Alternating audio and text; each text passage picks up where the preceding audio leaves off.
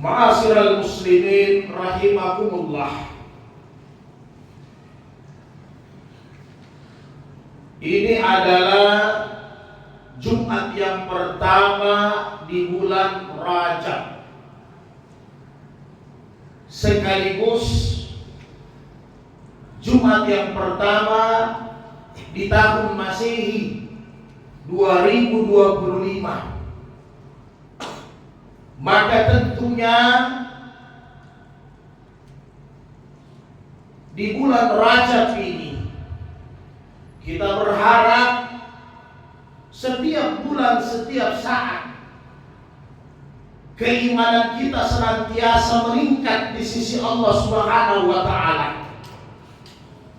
Makin dekat kita dengan Allah sampai nanti klimaksnya, ketika kita berjumpa dengan Allah dalam keadaan Allah mencintai dan meridai kita semua. Maka tentunya saudaraku yang berbahagia, yang namanya kita manusia pasti punya kesalahan dan keilafan. Yang namanya manusia pasti punya dosa. Maka dosa inilah nanti yang menghalangi kita untuk berjumpa dengan Allah. Dosa-dosa ini yang bisa menyebabkan kita terhalang daripada masuk surga. Maka tidak ada jalan lain kecuali kembali kepada Allah Subhanahu wa Ta'ala.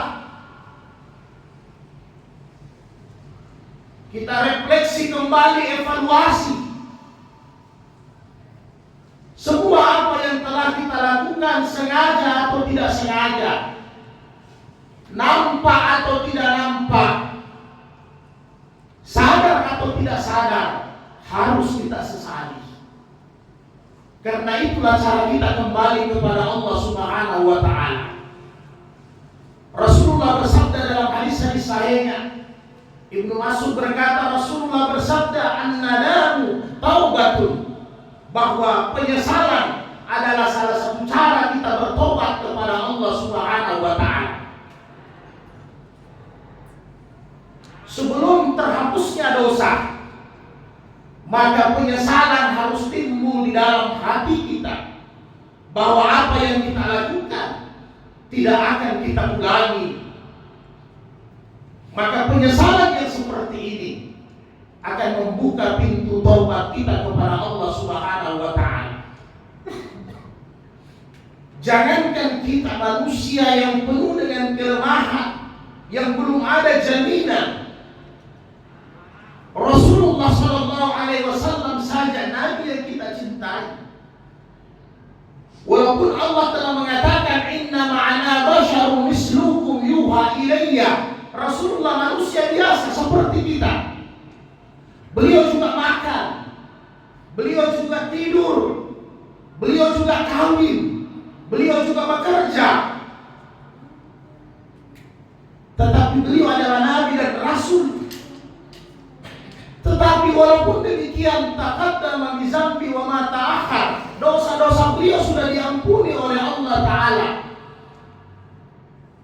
Maka kata Rasulullah dalam hadis-hadis sahih, Ibnu Umar berkata, ya ayuhan nas tubu ila rabbikum, wahai manusia, bertobatlah kepada Allah.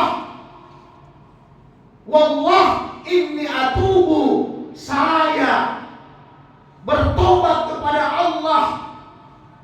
Atubu ilai kullu yaumin mi'ata marratin, saya tobat kepada Allah, istighfar kepada Allah setiap hari.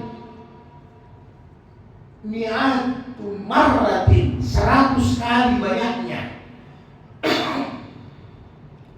Abu Hurairah dalam hadis sahih yang lain mengatakan, sab'una marrah fi kulla yaumin.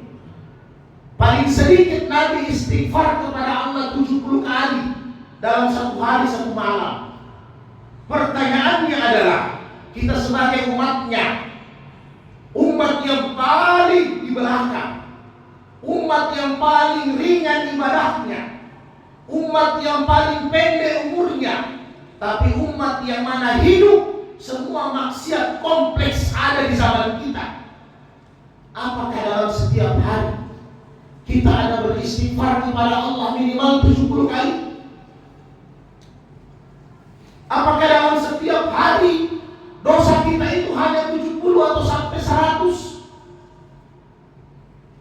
Maka jawabannya sama diri kita masing-masing, saudaraku yang berbahagia.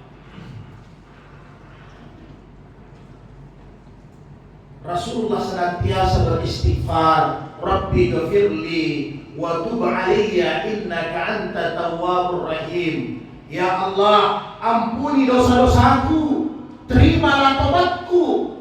Innaka anta tawwabur rahim, karena Engkau Maha penerima taubat, Maha kasih sayang, ya Allah.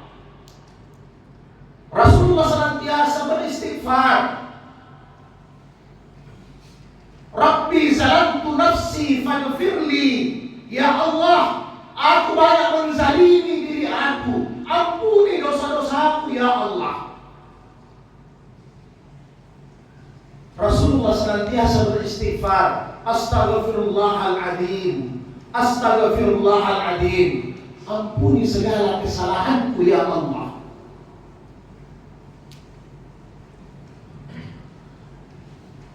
Maka saudaraku yang berbahagia, mudah-mudahan senantiasa kita membiasakan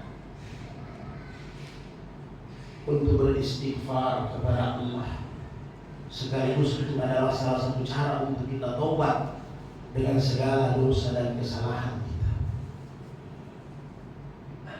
Begitu lengkap organ tubuh yang Allah berikan, sempurna. Maka setiap anggota tubuh itu pasti punya kesalahan.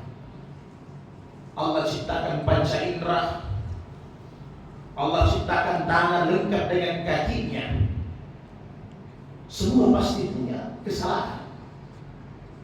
Minimal Allah ciptakan akal hati kita. Tapi dengan istighfar kita membiasakan, insya Allah. Jangan sampai terlambat. Al-yawma nahtimu ala afwahihim wa tukallimuna aydihim wa tashhadu arjuluhum bima kanu yaksibun. Nanti pada hari kiamat ini mulut tidak dapat lagi berkata-kata, tidak dapat berbicara. Tidak seperti di dunia, yang bohong bisa jadi benar, yang benar bisa jadi salah. Demikian sebaliknya, itu pekerjaannya mulut. Tapi nanti di hari kemudian, mulut ini akan terkunci. Yang akan menjadi saksi adalah tangan-tangan kita, kaki kita, mata kita, pendengaran kita, semuanya menjadi saksi. Mulut tidak bisa berkata apa-apa.